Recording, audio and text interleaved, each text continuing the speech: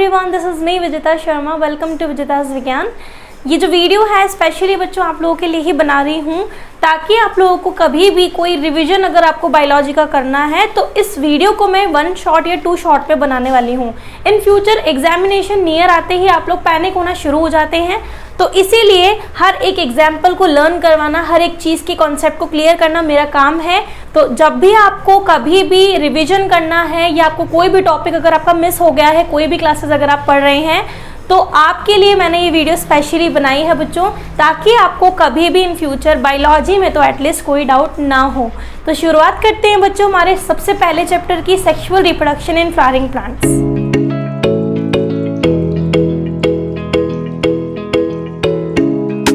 बच्चों sexual reproduction आप बहुत पहले से ही जानते हैं कि क्या होता है सेक्सुअल रिप्रोडक्शन और asexual reproduction. But in case क्या होता है कि हम लोग कभी कभी चीज़ें मिस कर जाते हैं, स्किप कर जाते हैं। तो लेट मी नो कि क्या होता है actually sexual and asexual reproduction. Reproduction आप सभी जानते हैं कि एक बायोलॉजिकल प्रोसेस है जिसके थ्रू हम न्यू यंग वंस को फॉर्म करते हैं bye the help of parents. लेकिन ये 2 तरीका होता है, सेक्सुअल और एसेक्सुअल रिप्रोडक्शन। अब सेक्सुअल के केस में क्या होता है बेटा जी, सेक्सुअल के केस में ये होता है कि यहाँ पर जो गैमीट्स होते हैं, गैमीट्स ये फॉर्म भी होते हैं एंड फ्यूज भी होते हैं। ये किसका कैरेक्टरिस्टिक बता रही हूँ मैं आपको, सेक्सुअल का कैरेक्टरिस्टिक्स बता रही हूँ। एसेक्सुअल के केस में क्या होता है, एसेक्सुअल के केस में गैमीट्स फॉर्म तो होते हैं लेकिन फ्यूज नहीं होते हैं। ठीक है, तो ये एक बेसिक डिफरेंस, एक मेजर डिफरेंस हो गया सेक्सुअल और एसेक्सुअल के बीच का।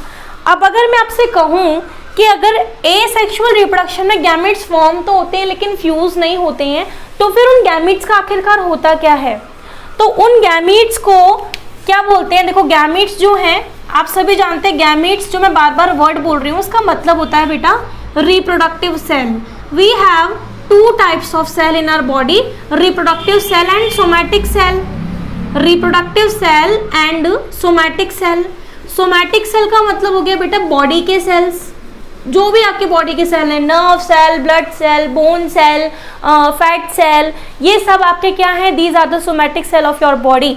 But in the reproductive cell only sperm and ovum are the reproductive cell. और इन्हीं को ही हम कह रहे हैं गैमीट्स, इन्हीं को हम कह रहे हैं गैमीट्स। अब मैंने आपको बोला कि आपने ये चीज़ पढ़ी है कि जो स्पर्म होता है बच्चों, जो स्पर्म होता है ये फ्यूज होता है किसके साथ में? एग के साथ में या ओवम के साथ में होता है ना। इनकेस अगर ये दोनों फ्यूज हो गए तो उससे एक डिप्लॉइड सेल बनती है जिसे हम कहते हैं बच्चों जाइगोट, जिसे अपन कहते हैं zygote. Zygote is a diploid cell क्योंकि उसमें 2 सेट्स ऑफ क्रोमोसोम आ गए, 1 set of chromosome from the egg cell and 1 set of chromosome from the sperm. पर यहाँ पर गैमीट फॉर्म हुए और उससे क्या बन गया, वो फ्यूज भी हो गए। इसको तो हमने कह दिया सेक्सुअल रिप्रोडक्शन का कैरेक्टर है। अब अगर यही गैमीट अगर फ्यूज नहीं हुआ और जाइगोट नहीं बना तो बेटा एक प्रोसेस के थ्रू पार्थेनोजेनेसिस प्रोसेस के थ्रू क्या होता है कि ये जो आपके एग हैं या जो भी आपके गैमीट जो रिमेनिंग रह गए हैं, या मैं कहूँ कि अगर इनकेस वो स्पर्म से फ्यूज नहीं हो पाए हैं तो फिर ये जो गैमीट है ये कुछ टाइम बाद ऐसा का ऐसा ही क्या हो जाता है, बॉडी से रिलीज हो जाता है। ठीक है, जैसे ही बॉडी से रिलीज होगा it is called as unfertilised egg. इसे हम कहते हैं unfertilised egg because there is no fertilisation between the sperm and ovum. So यहाँ पर ये जो केस देखा जाता है बच्चों, ये देखा जाता है हमारे हनी बी के अंदर, एंट्स के अंदर, वेस्प्स के अंदर और some kind of like lizards के अंदर भी कभी कभी ये चीज़ देखी जाती है। इसमें ये होता है कि अगर स्पर्म एग से फ्यूज नहीं हुआ तो फीमेल की बॉडी में जो रिमेनिंग एग रहा है वो वैसा का वैसा ही बाहर निकलेगा और it is convert into a sterile. मतलब आप कह सकते हो कि जो बच्चा निकलेगा, जो एग निकलेगा बाहर, ही विल और शी विल और it will not capable for the reproduction. आप लोगों ने हनी बी की 3 कैटेगरी पढ़ी होंगी बच्चों, queen honey bee, drone honey bee and the workers. Workers काफ़ी सारे होते हैं, क्वीन सिर्फ एक होती है जो कि रिप्रोडक्शन में हेल्प करती है और ड्रोन मेल होता है जो कि रिप्रोडक्शन में हेल्प करता है। क्या होता है, जब भी स्पर्म और ओवम, जो ड्रोन का मेल जो स्पर्म है और जो हनी बी का जो एग है, जब भी ये फ्यूज करते हैं तो हनी बी की बॉडी में कुछ रिमेनिंग एग रह जाते हैं और वो एग जो है वो वैसे के वैसे ही बॉडी से रिलीज हो जाते हैं।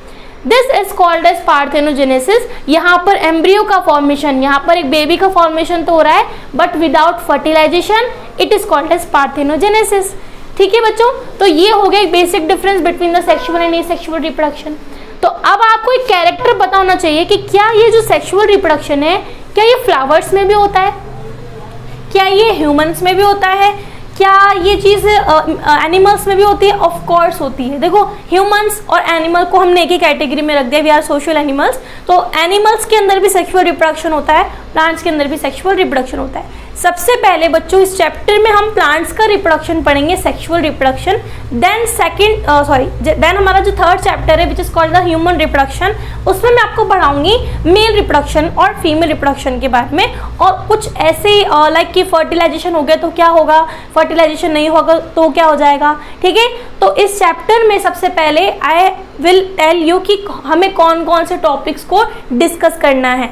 सो let us understand the topic name. तो मेरे प्यारे बच्चों, सेक्सुअल रिप्रोडक्शन में हमें सबसे पहला टॉपिक पढ़ना है फ्लावर के बारे में। What is flower and what kind of parts they have, क्या इनमें भी सेक्सुअल रिप्रोडक्टिव ऑर्गन्स पाए जाते हैं, वो सब हमें डिस्कस करना है।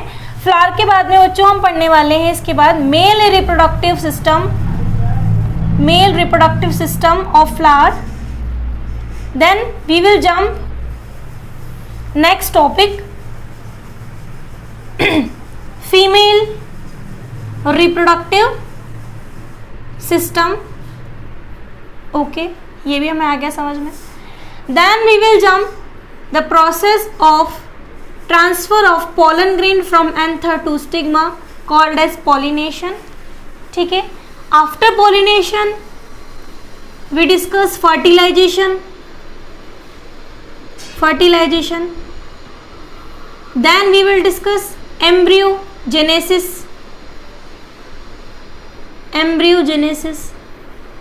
Then seed and fruit formation. So बच्चों, आपका जो चैप्टर कंप्लीट हो जाएगा ये इन टॉपिक्स के अंदर कवर होगा। मेरी कोशिश ये रहेगी बच्चों कि मैं आपको वन शॉट वीडियो में फीमेल रिप्रोडक्टिव सिस्टम तक आज कंप्लीट करवाऊं। देन हमारा सिर्फ बचेगा pollination, fertilisation, embryogenesis and fruit and seed and fruit. So let us understand fastly and बिल्कुल अच्छे से हम लोग समझेंगे इसको कि कैसे फ्लावर के अंदर जो पार्ट्स हैं वो पाए जाते हैं, रिप्रोडक्टिव पार्ट्स क्या रोल इम्पॉर्टेंट प्ले करते हैं यहाँ पर हर एक पार्ट यहाँ। ठीक है, तो चलिए समझते हैं सबसे पहले फ्लावर का diagram, then we will jump to the next topic male reproductive system. As you can see this is the diagrammination और structure of a flower. So structure of flower को समझने से पहले सबसे पहले आप ये देखिए कि आप जिस भी फॉर्म में आप फ्लावर को पकड़ते हैं, पिक करते हैं, तो वो कौन सा वाला पार्ट होता है। लाइक कि हमने फ्लावर को पकड़ा हुआ है तो the stalk is called as, ये जो आपको पतला सा स्टॉक नजर आ रहा है बॉटम साइड पर, इसे हम कहते हैं बेटा पेडिसिल। क्या कहते हैं? पेडिसिल। ठीक है, पेडिसिल के जस्ट ऊपर की तरफ एक स्वेलन स्ट्रक्चर आपको नजर आ रहा है। दिस इज स्वेलन स्ट्रक्चर, फूला हुआ स्ट्रक्चर। इस फूले हुए स्ट्रक्चर को हम कहते हैं thalamus.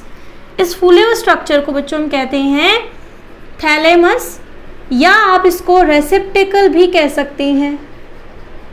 Receptacle important for the need purpose also and for the board purpose also. ठीक है, अब रिसेप्टिकल और थैलेमस के जिस साइड में है ना, हम आइदर साइड्स पर देख रहे हैं, तो हमें कुछ सेपल्स नजर आते हैं। सेपल्स का मतलब ये होता है बच्चों कि आपने जब भी फ्लावर को पकड़ा होगा तो उसके बेस पर नीचे की तरफ आपको ग्रीन कलर की छोटी छोटी सी लीव्स दिखाई देती हैं। These leaves are called as sepal.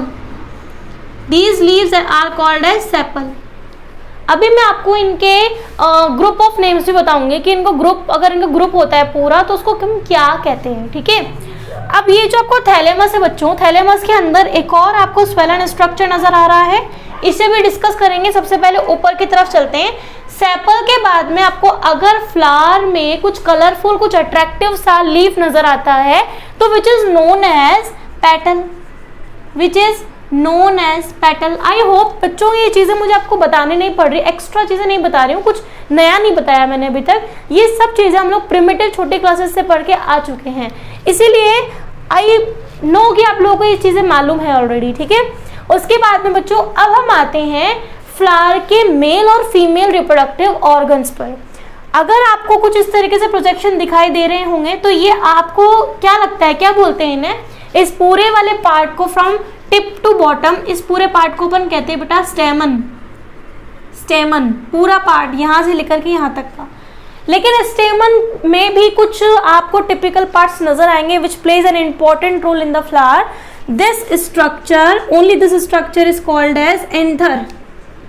Anther, इस स्ट्रक्चर को हम कहते हैं एंथर, ठीक है, जो कि टिप पर होता है। एंथर के जस्ट नीचे की तरफ एक long elongated tubule, thin tubule arise होती है, इसे हम फिलामेंट कहते हैं बच्चों, फिलामेंट, ठीक है। And the anther and filament are connected to the thalamus by the help of connective tissue. Connective tissue की मदद से दोनों जुड़े रहते हैं।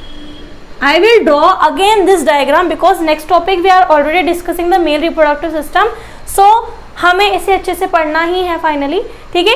तो इस पूरे स्ट्रक्चर को हम कहते हैं स्टेमन।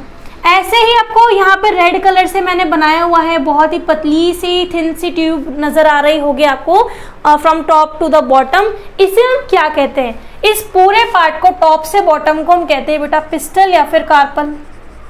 पिस्टल या फिर कार्पल। लेकिन इसके भी कुछ टिपिकल पार्ट्स हैं, जैसे कि this part is called as stigma.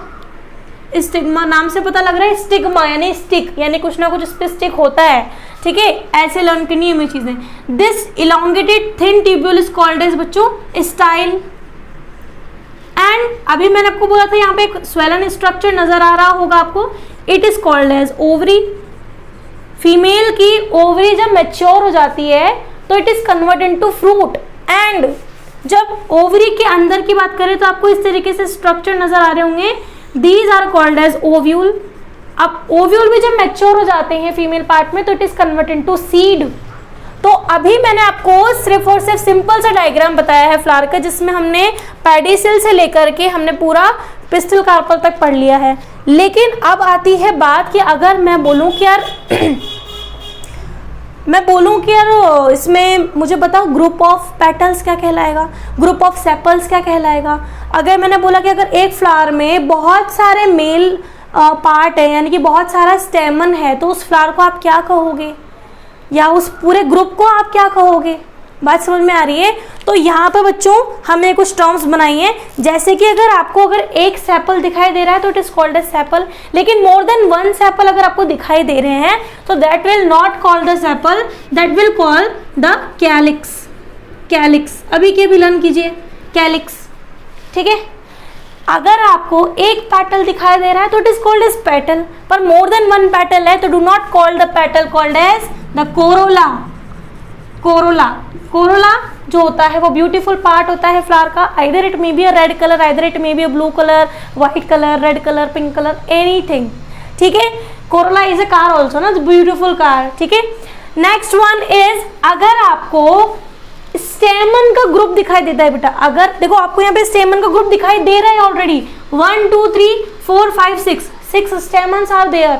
सो क्या आप इसको स्टेमन कहोगे या आप बोलोगे ग्रुप ऑफ स्टेमन बोल देते हैं मैम? नहीं, आप इसको कहोगे बेटा एंड्रोशियम। क्या कहोगे इसको? एंड्रोशियम।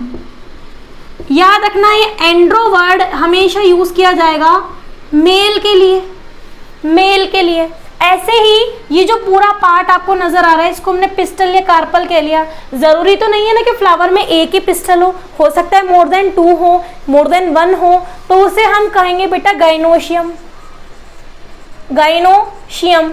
तो अब आपको group of petal, group of pistol, group of स्टेमन या ग्रुप ऑफ सेपल बोलने की नीड है ही नहीं, जबकि हमने इनके साइंटिफिक नेम दिए हैं, साइंटिफिक नेम बायोलॉजिकल नेम्स दिए हैं। क्या? सेपल के ग्रुप को कहेंगे कैलिक्स, पेटल के ग्रुप को कहेंगे बेटा हम गोरोला, ठीक है। और ऐसे स्टेमन के ग्रुप को हम कहेंगे एंड्रोशियम और पिस्टल या कार्पल के ग्रुप को हम कहेंगे गाइनोशियम। तो कितना आसान हो गया लर्न करना। और इसको आप एक शॉर्ट फॉर्म में भी लर्न कर सकते हो बच्चों। कैसे लर्न करोगे? सी फिर आप लिख सकते हो AG, CCAG। ये आपकी छोटी सी ट्रिक हो गई है।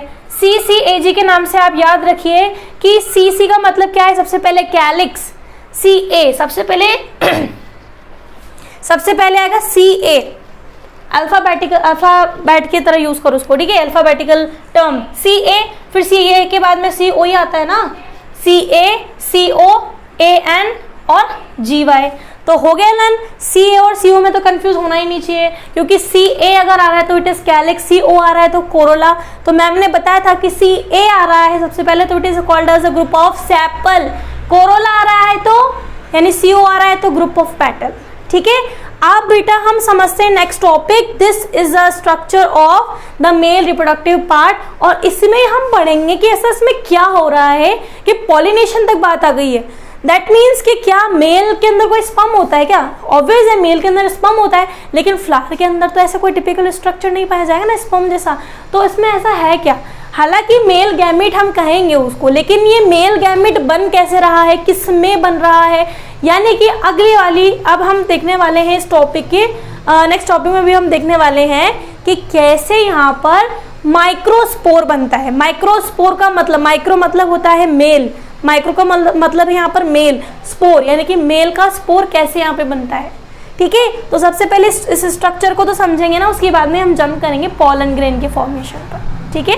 आइए बच्चों जरा देखिए, ये जो मैंने आपको एक स्ट्रक्चर बना के बताया है, this structure is called as male reproductive part. इसको अपन क्या कहते हैं बच्चों? मेल रिप्रोडक्टिव पार्ट कहते हैं, यानी कि इसी को आप आसान भाषा में स्टेमन कहते हैं, इसी को आप आसान भाषा में कहते हैं बच्चों स्टेमन। अब स्टेमन में मैंने आपको कुछ टिपिकल पार्ट्स अभी बताए थे कि stamen is consist of anther and filament. तो बच्चों this is part called as the anther, इसे हम कहते हैं एंथर, और this elongated thin tubule is called as filament, ठीक है। अब सोचने वाली बात ये है कि ये दोनों कनेक्टेड किस चीज से है। देखो पहली बात तो ये कि जो फिलामेंट है ना, ये फिलामेंट ऊपर भी एंथर से कनेक्टेड और नीचे भी किसी ना किसी चीज से कनेक्टेड है। The thing is called as a thalamus. क्या है बेटा ये? थैलेमस, ठीक है। यानी कि अगर फिलामेंट थैलेमस से कनेक्टेड है तो किस चीज से कनेक्टेड, ये वाला क्वेश्चन है। तो देखो अगर फिलामेंट अगर आपके थैलेमस वाले रीजन से कनेक्टेड है तो उस एंड को अपन कहते हैं बेटा प्रॉक्सिमल एंड। क्या बोलते हैं इसको अपन? प्रॉक्सिमल एंड कहते हैं। ऐसे प्रॉक्सिमल मतलब हो गया पहले, ऐसे समझो थैलेमस के पहले कौन सा वाला एंड कनेक्टेड है, तो थैलेमस के पहले जो एंड है उसको हमने प्रॉक्सिमल एंड बोल दिया। जो बाद में जो दूसरा एंड है, ये वाला एंड जो कि बाद वाला है, इसको अपन ने कह दिया डिस्टल एंड। डिस्टल एंड क्या कह दिया इसको अपन ने? Distal end. तो हमारा जो एंथर है, ठीक है, उसमें दो एंड होते हैं, एक तो प्रॉक्सिमल एंड होता है और एक डिस्टल एंड होता है। पहले कौन सा है? पहले प्रॉक्सिमल एंड है, बाद वाला दूसरा कौन सा है? DI यानी दूसरा कौन सा है? डिस्टल एंड है, ठीक है। अब देखो बेटा मैंने क्या करा, मुझे देखना है फाइनली कि यहाँ पर स्पोर कैसे बनता है। कौन सा स्पोर? मैं जानना चाहती हूँ कि पोलन ग्रेन क्या होता है और पोलन ग्रेन बनता कैसा है। देखो एक चीज समझो, आप लोगों ने एक चीज सुनी होगी डेफिनेशन कि पॉलिनेशन क्या होता है। पॉलिनेशन एक ऐसा प्रोसेस होता है जिसके थ्रू पोलन ग्रेन किसी भी विंड के थ्रू, किसी भी इंसेक्ट के थ्रू, या मैं कहूँ कि किसी भी एनिमल के थ्रू या वाटर के थ्रू, कैसे भी पोलन ग्रेन अगर एक एंथर से उड़ करके अगर आ रहे हैं आपके स्टिग्मा तक, द पार्ट ऑफ द गाइनोशी में पार्ट ऑफ द कार्पल और पिस्टल, फर्स्ट टिपिकल पार्ट, तो उस प्रोसेस को अपन कहते हैं पॉलिनेशन। अच्छा अब वो तो पोलन ग्रेन उड़ के आ रहे हैं तो कुछ है क्या उसके अंदर? ऑब्वियस है बेटा, याद रखना वो जो पोलन ग्रेन है ना उसी के अंदर हमारे मेल गैमीट है।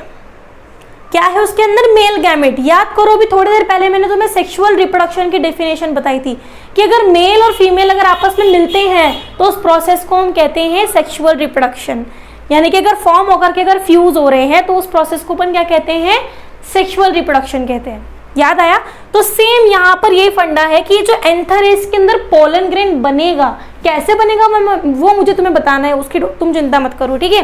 देखो जब हम एंथर को कैसे कट करते हैं, ट्रांसवर्सली ऐसे कट करते हैं, ऐसे मैंने ऊपर से क्या करा, एंथर को ऐसे कट कर दिया। पहली बात तो ये कि ये जो आपको स्ट्रक्चर नजर आ रहा है, this structure is called as lobe. इसको अपन क्या कहते हैं? लोब। ये हो गया आपका लोब 1 और ये हो गया आपका लोब 2। तो यानी कि anther is a 2 lobe structure, anther में 2 लोब पाए जाते हैं। तो इसीलिए हमने क्या कह दिया कि anther is a bilobed structure. एक कैरेक्टरिस्टिक तो तुम्हें पता लग गया कि बाइलोब्ड मतलब होता है कि एंथर में 2 लोब पाए जाते हैं। अब जब हमने इसको ऐसे कट किया ट्रांसवर्सली, ट्रांसवर्सली का मतलब होता है इस तरीके से कट करना, लॉन्गिट्यूडनल का मतलब होता है इस तरीके से कट करना। जब आप दोनों तरीके से कट करके देखते हो तो आपको अलग अलग स्ट्रक्चर मिलेंगे। इसीलिए आपके एग्जामिनेशन में ये भी आ सकता है कि हमें ये वाला स्ट्रक्चर, इस तरह का स्ट्रक्चर हमें टीएस कट करने पर मिलेगा या फिर एलएस कट करने पर मिलेगा। टीएस मतलब होता है ट्रांसफर सेक्शन, एलएस मतलब होता है लॉन्गिट्यूडनल सेक्शन। तो हमने क्या किया है, इसको टीएस कट किया है, तभी हमें ऐसा स्ट्रक्चर मिलेगा ऊपर से। अब देखो ये जो स्ट्रक्चर है आपके थोड़ा सा ऊपर से जा रहा होगा, तो लेट मी ड्रॉ दिस।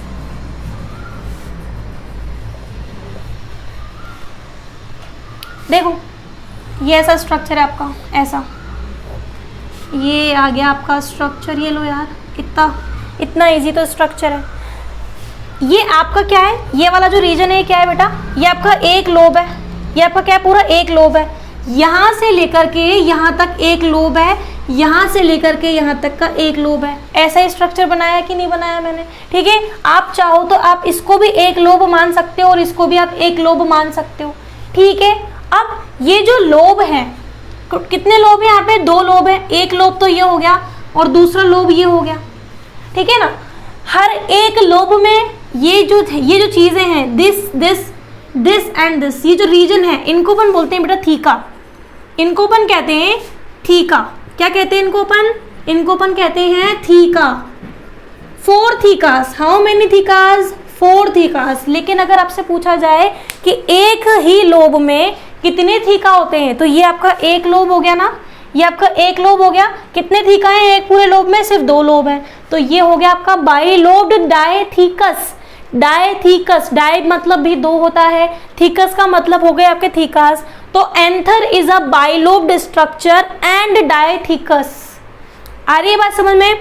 अब आपके थीका के अंदर जरा ध्यान से देखना, बहुत इंपॉर्टेंट टॉपिक चल रहा है। एंथर का जो पार्ट हमने टीएस लिया है, टीएस में हमें लोब नजर आए, लोब के अंदर हर एक रीजन को हमने कह दिया थीका, तो anther is a bilobed and dithecous. इसके अंदर क्या पाए जाते हैं? ऐसे बड़े बड़े से ऐसे चैम्बर पाए जाते हैं, इस तरीके से ऐसे, ये चैम्बर्स हैं। क्या है ये चैम्बर है। इन चैम्बर को बेटा अपन कहते हैं माइक्रोस्पोरेंजियम। क्या कहते हैं इनको अपन? माइक्रोस्पोरेंजियम।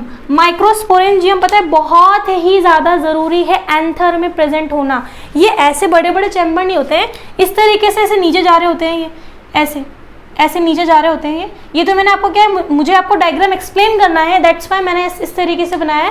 पर ये ऐसे नीचे जा रहे हैं, ऐसे फिलामेंट्स लंबे लंबे से, ठीक है। माइक्रोस्पोरेंजियम ज़रूरी क्यों है एंथर में होना? इसलिए ज़रूरी है बेटा जी, माइक्रोस्पोरेंजियम के अंदर पोलन ग्रेन का फॉर्मेशन होगा। माइक्रोस्पोरेंजियम के अंदर पोलन ग्रेन का फॉर्मेशन होगा। अब अगर एक बार पोलन ग्रेन बन गए ना, तो ये फिर माइक्रोस्पोरेंजियम मैच्योर होकर के पोलन सैक का रूप ले लेता है। यानी कि आप ये समझिए कि इसके अंदर बहुत सारे पोलन ग्रेन बन गए, तो ये जो माइक्रोस्पोरेंजियम है इसको फिर हम माइक्रोस्पोरेंजियम नहीं कह करके क्या कहेंगे?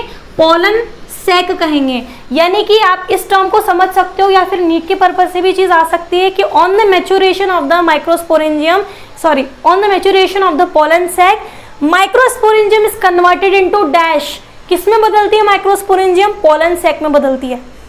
आ रही है ना बात समझ में? ठीक है। अब आपको यहाँ पर ये माइक्रोस्पोरेंजियम दिखाई दे रहे, कितने माइक्रोस्पोरेंजियम है? 4 माइक्रोस्पोरेंजियम है। 4 को आप क्या कहते हो? टेट्रा कहते हो। तो इसको हम बोलते हैं बेटा टेट्रास्पोरेंजिएट। ये स्ट्रक्चर को क्या बोलते हैं अपन?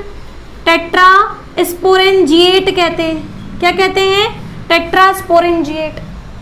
टेट्रास्पोरेंजिएट। स्पोर वर्ड बहुत आ रहा है, क्योंकि बेटा इसके अंदर स्पोर बनेगा ना। पोलन ग्रेन क्या स्पोर है, तो स्पोर का फॉर्मेशन होगा, तो इसलिए हमने इसको टेट्रा मतलब होता है 4, ठीक है। अब ऐसे ही इसको हमने एक और नाम दे दिया, ये लो टेट्रागोनल भी दे दिया। क्या नाम दे दिया? टेट्रागोनल। गोना मतलब होता है साइड, तो इसकी 4 साइड है। कितनी साइड है इसकी? 4 साइड है। 1 2 3 4 साइड्स है कि नहीं है? अब बहुत आसान है इस चीज को समझना बेटा। Anther is what? अगर आपके क्वेश्चन आगे के एंथर के बारे में कुछ कैरेक्टर्स लिखिए, तो आप एंथर के बारे में क्या बताओगे? एक्सटर्नल स्ट्रक्चर देखोगे या कुछ भी? अगर आपने उसको टीएस कट किया तो आपने उसको कैसे एक्सप्लेन किया?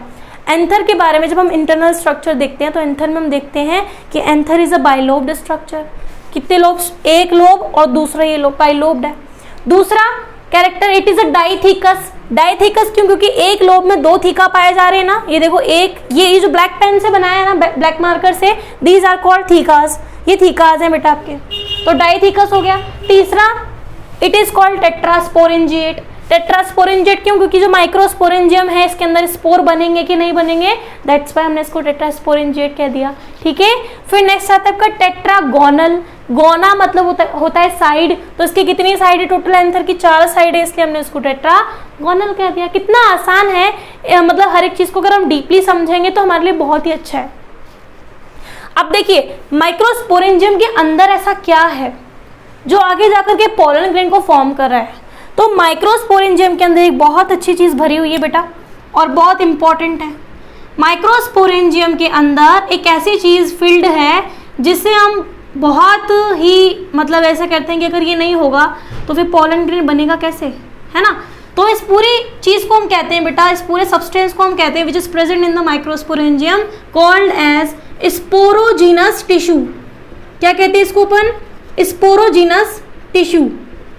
सेम वही चीज़ है बेटा, देखो तुम खाना नहीं खाओगे तो तुम्हें एनर्जी नहीं मिलेगी, एनर्जी नहीं मिलेगी तो तुम्हारी बॉडी के जो भी पार्ट्स हैं वो अच्छे से डेवलप नहीं होंगे, पार्ट्स डेवलप नहीं होंगे तो मसल्स नहीं बनेंगे, बोन्स कमज़ोर हो जाएंगे, डीकैल्सिफाइड हो जाएंगी, ऑर्गन डैमेज होना शुरू हो जाएंगे। तो अगर ये चीज़ नहीं होगी हर एक चैम्बर के अंदर तो बहुत दिक्कत आने वाली है, पोलन ग्रेन बनेगा ही नहीं। तो पोलन ग्रेन में मेल गैमेट अगर बनेगा ही नहीं तो फिर पॉलिनेशन की प्रोसेस कौन करेगा? तो पोलन ग्रेन होना बहुत ज़रूरी है, और पोलन ग्रेन हमें किससे मिलेगा बेटा? इस स्पोरोजीनस टिश्यू से ही मिलने वाला है, ठीक है। तो स्पोरोजीनस टिश्यू को तो मैं बताऊंगी अभी आपको, मैं स्ट्रक्चर ऑफ माइक्रोस्पोरेंजियम अच्छे से एक्सप्लेन करूंगी। पहले मैं आपको ये बता देती हूँ कि जो आपका पूरा एंथर है उसके अंदर जब आप देखते हो कि कुछ ऐसी लेयर पाई जाती हैं जो कि बहुत सी तो क्या काम करती है? प्रोटेक्शन का काम करती हैं, और बहुत सी लेयर ऐसा काम करती हैं जो कि डेहिसेंस में यूज ली जाती हैं। डेहिसेंस का मतलब होता है फटना, किसी भी चीज को बर्स्ट करना। अगर एंथर बर्स्ट नहीं होगा तो पोलन ग्रेन उससे निकलेंगे कैसे? तो कुछ लेयर होती है, भी नाम बताऊंगी मैं आपको, कुछ ऐसी लेयर होती हैं जो कि यहाँ पर डेहिसेंस का काम करती हैं। फिर हम तीसरी चीज पढ़ेंगे, एक ऐसी भी लेयर पाई जाती है इस एंथर के अंदर जो कि नरिशमेंट देती है इन पोलन ग्रेन्स को।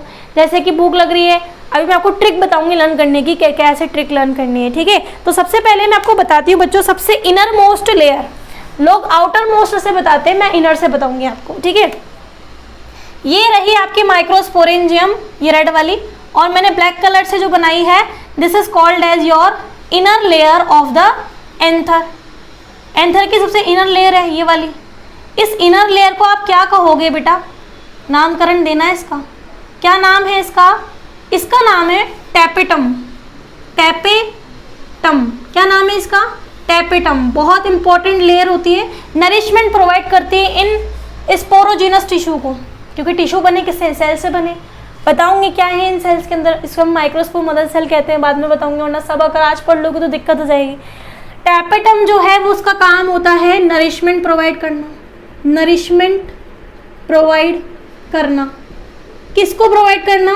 इस स्पोरोजीनस टिश्यू को, क्योंकि देखो भूख लगेगी किसको? स्पोरोजीनस टिश्यू को, तो ये नरिशमेंट चाहिए इनको। तो ये कैसे लर्न करने की ट्रिक है कि इसके अंदर बहुत सारे क्या है? टिश्यूज भरे हुए हैं, और ये टिश्यूज क्या करेंगे? इसको टैप टैप करेंगे, टैप टैप मतलब नॉक करेंगे, प्लीज टैपेटम खाना दो, तो टैपेटम उनको खाना देगी क्योंकि बहुत पास में है, और इसी का ही फायदा उठाते हैं हमारे स्पोरोजीनस टिश्यू। क्या करेंगे कि यार पास में ही रहती है टैपेटम तो, और खाना देती है हमें, तो फटाफट से हम क्या कर लेते हैं? टैपेटम से खाना ले लेते हैं, ताकि क्योंकि वो हमारे पास में है किस लिए? हमारी रक्षा के लिए तो है नहीं, हमारे लिए क्या कर रही है? वो फूड बना रही है, फूड हमें देगी, तो क्यों ना हम उसको यूटिलाइज करें, ठीक है। तो सबसे नियर बाय जो इनर मोस्ट लेयर होती है आपके, वो कौन सी होती है? टैपेटम। टैपेटम के बाद में आती है बेटा एक और लेयर, एक और लेयर आती है। इस लेयर को अपन कहते हैं मिडिल लेयर। क्या कहते हैं इसको अपन? Middle layer. मिडिल लेयर जो होती है इसका काम होता है प्रोटेक्शन देने का और dehiscence of the anther. 2 layer आप पढ़ोगे, एक तो मिडिल लेयर पढ़ोगे, और मिडिल लेयर के बाद में कौन सी लेयर आएगी? इसी के ऊपर, इसी के ऊपर एक और लेयर आएगी बच्चों, इसी के ऊपर एक और ऐसी लेयर आएगी, ऐसी ऐसी ऐसी। इस लेयर को अपन कहते हैं एंडोथीसियम। क्या कहते हैं बच्चों? एंडोथीसियम। इसका काम भी सेम डिट्टो जो मिडिल लेयर का है, वो भी जो मिडिल लेयर करेगी ना वही मैं करूँगी।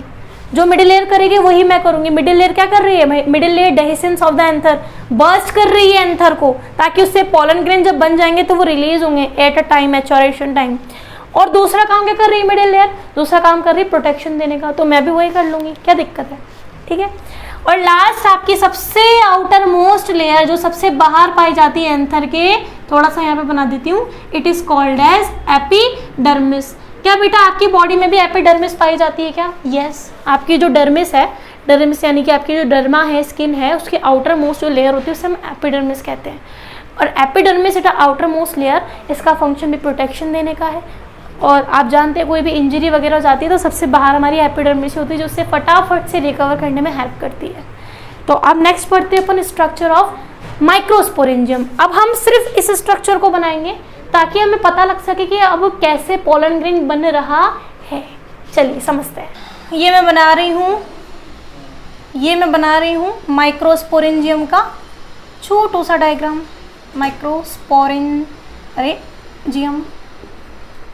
माइक्रोस्पोरेंजियम ये इस तरीके से नीचे जा रहा है बेटा। इसके अंदर बहुत सारा क्या भरा हुआ है, इस तरीके से एक टिश्यू भरा हुआ है। बड़े बड़े चैम्बर है, ये मैंने आपको बता दिया। तो इनमें क्या भरा हुआ है बेटा, बहुत सारा टिश्यू भरा हुआ है। इस तरीके से क्या भरा हुआ है बेटा, टिश्यू। चलिए इस टिश्यू को क्या कहते हैं, फटाफट से बताइए। इस टिश्यू को क्या कहते हैं हम? बोल तो सकती नहीं हो ना तुम लोग, क्योंकि वीडियो देख रहे हो। ऑनलाइन होते तो अभी रिमांड ले ली थी तुम्हारा। इस टिश्यू को हम कहते हैं स्पोरोजीनस टिश्यू। क्या कहते हैं बेटा, स्पोरोजीनस टिश्यू। अब एक चीज बताओ, टिश्यू किससे बना हुआ है? अगर मैं आपसे पूछूं group of cell is called as tissue, आपसे बोलो कि टिश्यू किस चीज से बना हुआ है, तो आपका आंसर होगा सेल से, क्योंकि सेल इज कंपोज ऑफ, या group of cell is called as tissue. तो बेटा याद रखना, ये इसके अंदर जितनी भी सेल है ना, इसके अंदर जितनी भी सेल हैं, किसके अंदर, स्पोरोजीनस टिश्यू के अंदर जितनी भी सेल हैं, इन सेल को अपन कहते हैं माइक्रोस्पोर मदर सेल। क्या कहते हैं इसको अपन, माइक्रोस्पोर मदर सेल। नेचर में होती है मैडम डिप्लॉयड। डिप्लॉयड का मतलब क्या होता है, डिप्लॉयड और हैप्लॉयड दो चीज़ें आप पढ़ोगे। डिप्लॉयड का मतलब आप ये मान लो कि एक, मतलब हम कह सकते हैं कि एक चीज़ है जो मदर से आई है और एक चीज़ है जो फादर से आई है, यानी कि सेट्स ऑफ क्रोमोसोम। अगर हम साइंस की लैंग्वेज में समझे तो sets of chromosome, 2 sets of chromosome is called as diploid, 1 set of chromosome is called as haploid. देखो बेटा, हमारी बॉडी में गैमेट्स बनते हैं। जैसे कि मैं फीमेल हूं तो मेरे बॉडी के अंदर ओवम बनेगा, एग बनेगा। मेल्स की बॉडी में स्पर्म बनता है। तो याद रखना, आपका जो स्पर्म बन रहा है ना, उससे पहले प्रोसेस, उसके पहले भी आपकी बॉडी में कोई मदर सेल होगी, ऐसी 2n होगी। आपकी बॉडी में भी स्पर्मेटो, जैसे मेल्स के अंदर स्पर्मेटोगोनिया और फीमेल की बॉडी में oogonia। अभी मैं आपको ये चीज़ पढ़ाऊंगी आपके ह्यूमन रिप्रोडक्शन में, वैसे भी आपको थोड़ा बहुत मुझे आइडिया देना है। तो वो दोनों नेचर में कैसे होते हैं, डिप्लॉयड होते हैं। अब अगर आप डिप्लॉयड अगर हो, तो अगर आपको नंबर में इंक्रीज होना है तो आपको कोई ना कोई सेल डिवीजन का प्रोसेस करना होगा ना, जिससे आप हैप्लॉयड बन सको। अगर आपके गैमेट्स कैसे होते हैं, स्पर्म ओवम हैप्लॉयड होते हैं ना, तो वो आपकी जो गोनियाज हैं, या आपकी जो मदर सेल है, उसने कोई ना कोई डिवीजन किया है जिससे आपके हैप्लॉयड बने हैं गैमेट्स। सेम प्रोसेस यहाँ पर भी होगा। माइक्रोस्पोर मदर सेल डिप्लॉयड होती है बेटा, और इसके अंदर क्या होता है, एक मियोसिस की डिवीजन होती है। मियोसिस और माइटोसिस आप जानते हैं। मियोसिस में आपकी जितने भी सेल्स हैं वो हाफ हो जाएंगे। कैसे हो जाएंगे, हाफ, एन हो जाएंगे, हैप्लॉयड हो जाएंगे, ठीक है। और अगर मैं यहाँ पे माइटोसिस लिख दी तो कोई हाफ नहीं होता, जैसे हैं वैसे ही डिवाइड हो गए। जैसे कि अगर मेरी बॉडी में मान लीजिए 46 क्रोमोसोम्स हैं एक सेल के अंदर, तो जब वो सेल डिवाइड हो गया, अगर वो माइटोटिकली डिवाइड हो गई है ना, तो जो डॉटर सेल्स बनेंगी ना, उसके अंदर भी 46 क्रोमोसोम ही जाएंगे माइटोसिस की मदद से। लेकिन अगर मियोसिस की मैं बात करूँ तो 23 और 23 इस तरीके से डिवाइड होंगे मियोसिस में। माइटोसिस जब हुआ आपके मदर सेल में, तो आपके क्या बने, इस तरीके से 2 सेल्स बन गए, ऐसे 2 सेल बन गए। ये आपके 2 सेल बन गए ऐसे प्यारे से, ठीक है। कैसे नेचर में, हैप्लॉयड है। फिर हर एक सेल के अंदर वापस से क्या हो गया बेटा, 2 बार मियोसिस। एक बार मियोसिस हो गया, तो मियोसिस के बाद में कंटिन्यूसली 2 सेल से 4 सेल तो बनेंगे ही बनेंगे। तो इस तरीके से आपके क्या बन गए, 4 सेल्स बन गए। 2 से आपके क्या बन गए, 4 सेल्स बन गए। हैप्लॉयड ही बने ना, डिप्लॉयड तो बनने से रहे अभी, क्योंकि माइटोसिस थोड़ी हुआ है, मियोसिस की प्रोसेस हुई है। ये लो, अब इनको अपन क्या कहते हैं, जो माइक्रोस्पोर मदर सेल से जो मियोसिस प्रोसेस के थ्रू जो सेल्स बने हैं इनको अपन कहते हैं माइक्रोस्पोर। क्या कहते हैं बच्चों? माइक्रोस्पोर कहते हैं। हर एक यहाँ पर माइक्रोस्पोर है और हर एक माइक्रोस्पोर आगे जा करके बड़े जो है हिम्मत से कहता है, बड़े दावे से कहता है कि मैं तो पोलन ग्रेन बनूंगा, मुझ में तो इतनी क्षमता है कि मैं पोलन ग्रेन बनूंगा। एक चीज़ याद रखना, तुम लोग हर चीज़ तुम लोगों ने नोटिस करी होगी कि जो स्पर्म होते हैं उनका नंबर बहुत ज़्यादा होता है कंपैरेटिवली टू फीमेल्स। फीमेल्स की बॉडी में बेचारी फीमेल्स बोलती हैं कि यार हमें एक ही ओवम की नीड है, क्योंकि देखो अगर हम भी बहुत सारे ओवम बन गए और मेल्स के अंदर भी बहुत सारे स्पर्म बन गए तो सोचो अगर हमारे बीच में इतना ज़्यादा मतलब जाइगोट बनेगा तो जाइगोट से कितने सारे एम्ब्रियो बन जाएंगे। यानी कि एक बार में अगर हम फर्टिलाइजेशन करना चाहें तो नंबर ऑफ बेबीज बन सकते हैं। इसीलिए फीमेल की बॉडी में हमेशा एक ओवम निकलता है और जो हमारी ये जो होती है ना फ्लैट्स के केस में जो गाइनोशियम होती है उसके अंदर भी सिर्फ एक ही हमारा क्या निकलता है, एग सेल होता है, एक ही सेल होता है। ठीक है, अब देखो ये जो आपके माइक्रोस्पोर हैं, ठीक है, इसका मैं आपको एक स्ट्रक्चर बता रही हूँ, सिर्फ एक स्ट्रक्चर। ये जो कवरिंग है ये अलग क्यों नहीं हुई है? क्योंकि बेटा इस कवरिंग को अपन कहते हैं कनेक्टिव टिश्यू कवरिंग। ये कनेक्टिव टिश्यू से भी कवर्ड है। अभी बेटा ये इमेच्योर है, अभी ये मैच्योर नहीं हुए। अब जब भी मैच्योरेशन का टाइम आएगा, जब भी डिहाइड्रेट होंगे ना, तो it is convert into pollen grain. ठीक है, तो मैं आपको एक ऐसा सेल बताती हूँ, क्योंकि सारे सेल में भी वही प्रोसेस होगा। तो एक सेल के अंदर बता रही हूँ क्या होता है कि ये जो आपका जो सेल है, कौन सा, एन सेल, ये आपका कौन सा सेल है बेटा? आपका मियोसिस वाला सेल है जो हाफ हुआ है। ठीक है, अब क्या होता है आगे जा करके इसके अंदर होता है माइटोसिस का डिवीजन। क्या होता है? माइटोसिस 1 होता है इसके अंदर। माइटोसिस 1 होगा तो हमेशा याद रखना कि जो सेल है वो अलग नहीं होगी, सेल अलग नहीं होगी, लेकिन सेल के अंदर जो अलग अलग न्यूक्लियस हैं वो डिवाइड हो जाएंगे। सेल अलग नहीं होगी लेकिन उसमें जो न्यूक्लियस हैं वो डिवाइड हो जाएंगे। तो this haploid cell is convert into like this, इस तरीके से ये स्ट्रक्चर ले लेगी। ठीक है, ऊपर वाली सेल को अपन कहते हैं वेजिटेटिव सेल, वेजिटेटिव सेल जिसके अंदर फूड स्टोरेज रहेगा, और नीचे वाली सेल होती है जनरेटिव सेल। जनरेटिव से नाम समझ में आ गया होगा कि ये कुछ ना कुछ जनरेट करने वाली है। दोनों ही हैप्लॉइड सेल्स हैं आपकी, ठीक है ना, दोनों ही हैप्लॉइड सेल्स हैं। अब क्या होता है, ये चीज़ अभी रेडी हो चुकी है, मियोसिस 1 हो गया ना, तो मियोसिस 1 होने की माइटोसिस 1 हो गया ना, माइटोसिस 1 होने के बाद में इसी को आप क्या कहोगे कि पोलन ग्रेन बन चुका है। ये क्या बन चुका है? पोलन ग्रेन बन चुका है। लेकिन बेचारा अभी हम इसको पोलन ग्रेन इसलिए नहीं कह रहे हैं क्योंकि अभी सजा ही नहीं है, इसके बाहर कोई लेयर ही नहीं आई है। लेयर नहीं आएगी तो ये पोलन ग्रेन नहीं कहलाएगा। तो पोलन ग्रेन ये तभी कहलाएगा जब इसके बाहर अच्छी अच्छी सुंदर सुंदर सी लेयर आएंगी। सबसे पहले अंदर की तरफ जो लेयर आती है उस लेयर को हम कहते हैं बेटा इंटाइन। इस लेयर को अपन कहते हैं इंटाइन। इंटाइन ये किसकी बनी होती है? ये बनी होती है आपकी सेल्यूलोज एंड पेक्टिन की। बहुत इंपॉर्टेंट है, सेल्यूलोज एंड पेक्टिन की। आ सकता है नीट में भी आ सकता है, बोर्ड में भी आ सकता है कि इंटाइन जो है पोलन ग्रेन की जो इनर मोस्ट लेयर होती है वो किसकी बनी होती है? सेल्यूलोज एंड पेक्टिन की बनी होती है। ऐसे ही इंटाइन के जस्ट बाहर की तरफ, इंटाइन के जस्ट बाहर की तरफ भी एक लेयर बनती है, लेकिन ये बेचारी टूटी फूटी बनती है इस तरीके से, ऐसे ब्रेक डाउन होकर के। इसको अपन कहते हैं एक्साइन। इसको अपन कहते हैं एक्साइन। एक्साइन किसकी बनी होती है? एक्साइन जो है याद रखना, एक्साइन एक ऐसे केमिकल की बनी हुई है, ना तो उस केमिकल को कोई एसिड तोड़ सकता है, या कोई हाई टेम्परेचर ब्रेक कर सकता है, या कोई एल्कलाइल ब्रेक कर सकती है, या कोई एंजाइम ब्रेक कर सकता है। वो ऐसे अच्छे और इतना स्ट्रॉन्ग केमिकल कंपाउंड से बना हुआ है, तभी तो हम कहते हैं कि जो हमारे पोलन ग्रेन है वो भी हमें कई बार फॉसिल्स के रूप में मिले हैं। तो क्यों मिले हैं? क्योंकि जो पोलन ग्रेन है उसकी आउटर मोस्ट लेयर इतनी हार्ड, अच्छे से केमिकल, स्ट्रॉन्ग केमिकल की बनी हुई है, जिसे ना तो कोई टेम्परेचर ब्रेक कर पाया या कोई एसिड ब्रेक कर पाया। नाम देखेंगे बेटा उसका, exine is made up of sporopollenin. Sporopollenin बहुत बहुत इंपॉर्टेंट, अति भयंकर, most important. What I said, the intine which is made up of cellulose and pectin and the exine which is made up of this sporopollenin। अब जरा ध्यान से देखिए, ये जो मैंने आपको एक्साइन बताई है ऐसे ब्रेकेज होकर के बताइए, लाइक कि इसमें गैप है, इस गैप को हम कहते हैं जर्मपोर। इस गैप को हम कहते हैं बेटा जर्मपोर। अभी मैं आपको बहुत आसान तरीके से समझा रही हूँ। ये जो अपना पॉलन ग्रेन है ना, ये रेडी है, ये पॉलन ग्रेन रेडी है।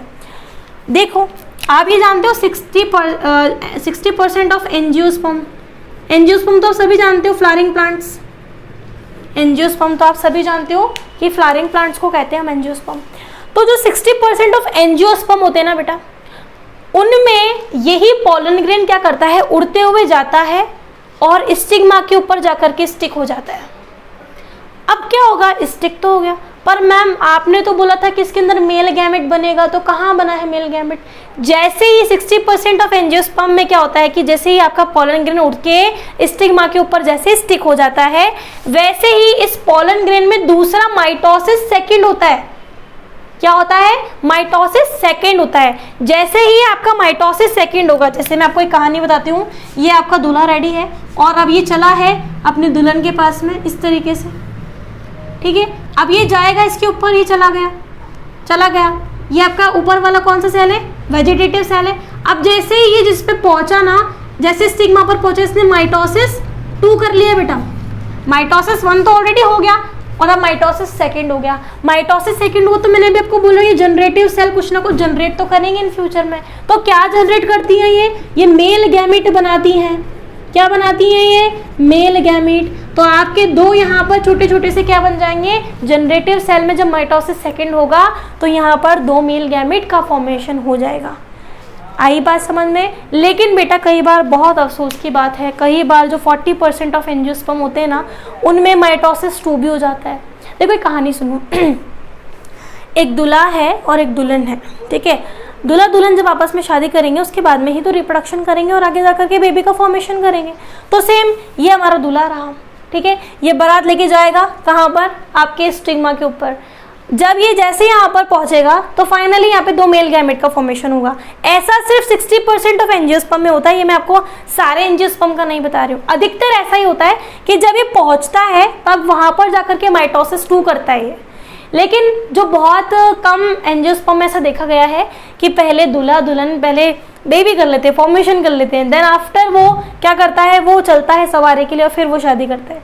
लाइक कि इस तरीके से होता है कि जो मैंने आपको इस प्रोसेस समझाया, माइटोसिस 1 हो जाएगा 40% ऑफ एंजियोस्पर्म में, फिर माइटोसिस सेकंड भी होगा किसमें? पॉलन, ये आपका पॉलन ग्रेन में। एंड देन फिर वो क्या करेगा, किसी विंड के थ्रू या किसी भी एजेंट के थ्रू उड़ेगा और स्टिग्मा तक जा करके स्टिक हो जाएगा, ठीक है। अब अगर आपसे क्वेश्चन आए बेटा कि आप मुझे बताइए कि मेल गैमेटोफाइट किसे कहेंगे यहाँ पर, या मैं कहूँ कि स्पोरोफाइट किसे कहेंगे यहाँ पर, बहुत आसान है, सिर्फ और सिर्फ 5 मिनट लूंगी आपके इस चीज़ को समझाने के लिए। देखो मैंने भी आपसे बोला कि यहाँ पर मेल गैमेटोफाइट क्या है। 2 चीज़ें होती है बेटा, एक तो होता है स्पोरोफाइट। प्लांट किंगडम अगर आप पढ़ के आए हो 11th क्लास में प्लांट किंगडम, तो ज़रा गौर करना, आपने 2 चीज़ें पढ़ी होंगी, स्पोरोफाइट और गैमेटोफाइट। प्राण निकल जाते थे ना ऐसी टर्म सुन करके, आज नहीं निकलेंगे। फाइट का मतलब होता है बच्चों, फाइट का मतलब क्या होता है? फाइट वाली नहीं, मारने वाली फाइट नहीं है। फाइट का मतलब होता है बर्थ देना, पैदा करना, बर्थ देने वाला, ठीक है। अब गैमीटो मतलब गैमीट को पैदा करने वाला, है ना। ऐसे ही पैदा करने वाला किसको? स्पोर को पैदा करने वाला। तो जैसे कि मान लो ये ट्री है, ट्री में कहीं ना कहीं एक फ्लावर आ रहा होगा, फ्लावर में एंथर होगा, तो ये स्पोरोफाइट क्या हुआ? एंथर को जन्म कौन दे रहा है? पूरा प्लांट ही तो दे रहा है ना, तो ये स्पोरोफाइट हो गया पूरा।